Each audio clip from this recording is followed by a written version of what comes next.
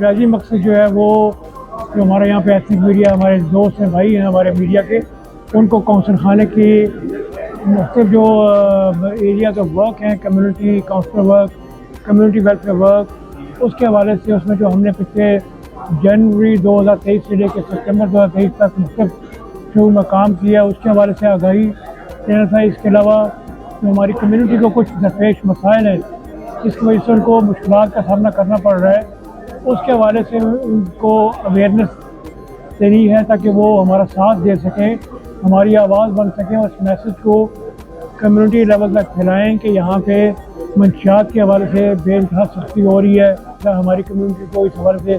मोहतात होना चाहिए। जो बैगिंग का मसला है, जो वर्कर्स हैं, लेबर है, उसके हवाले से उनके जो मसाइल हैं उसके हल में उनकी हम क्या हेल्प कर सकते हैं और उनको बेहतर रोज़गार कैसे दिलवा सकते हैं, इस हवाले से हम आगाही दी थी। वो बड़ा अच्छा हमारा सेशन हुआ है